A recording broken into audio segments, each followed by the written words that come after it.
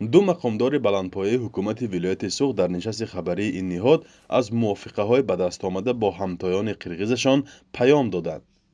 раҷаббой аҳмадзода раиси вилояти Суғд гуфт, дар мулоқоти охирини онҳо дар ҷумҳурии Қирғизистон пиромони боз шудани сарҳадҳои давлатӣ ва дубора барқарор шудани гардиши мол миёни кишварҳо таъкид шудааст.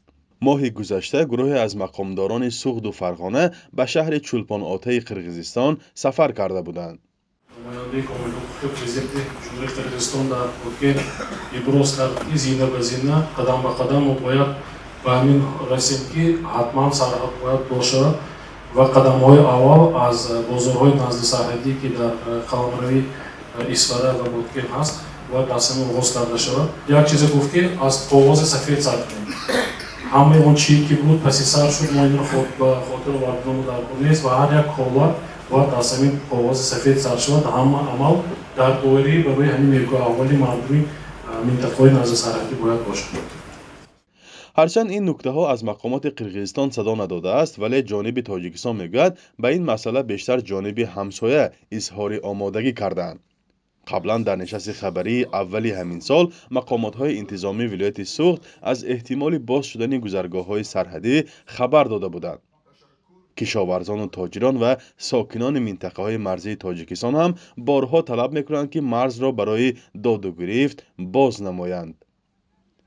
ин паёмҳо дар ҳолест ки пас аз тақрибан як соли муноқишаи хунин дар марзи Тоҷикистону Қирғизистон рӯзи 24 июл сокинони деҳаи Хоҷаи Аъло ва ҷамоати ворухи шаҳри Исфара боз шоҳиди ҷанҷол ва монеаи равои мошинҳо гардиданд.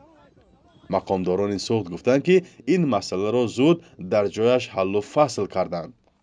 ҳамсоягирӣ имрӯз мо бояд ҳамсоягирӣ кунем барои он ки дар худи ворух, чоркӯ, сурх зиёд аст 110,000 аҳолӣ зиндагонӣ мекунанд. имрӯз мақсаду мароми ҳамтои манам ҳамин аст. ҳамин Абдукарим Карбекович Алимбаев мо гуфтем ки бояд сулҳу амният тинҷия дар сарҳад нигоҳ дорем. имрӯз боиси хурсандист ки ягон ҳолатҳои ҷиддӣ нест. баъзе ҳолатҳои хоҷигие ки байни ду шаҳрванд мешавад ё ягон дар ҳолати мастӣ мешавад. имрӯз хусусан раёсати корҳои дохилии вилоят, раёсати корҳои дохилии вилояти Боткин мо махсус дар онҷо навбатдор монд ки бо мардум ҳамчун милитсияи халқӣ кор карда истодаанд. марзи Тоҷикистону Қирғизистон аз охири моҳи апрели соли 2021 баста аст. ду кишвар тақрибан 1000 километр марз доранд ва ба гуфтаи тарафҳо то ҳол зиёда аз 650 километр ё 70% он муайян шудааст. бахши дигари сарҳад ҳанӯз маълум нест. номуайянӣ ва даъвоҳои Тоҷикистону Қирғизистон бар сари замину обу чарогоҳ ҳарчанд вақт дар рӯстоҳои назди марзӣ боис ба даргирӣ мешавад. бар асари муноқишаҳо токунун аз ду ҷониб даҳҳо кас кушта ва садҳо нафар захмиву бехонаву дар шудаанд. фарзон муҳаммадӣ, Радиои Озодӣ аз минтақаҳои марзии вилояти Суғд.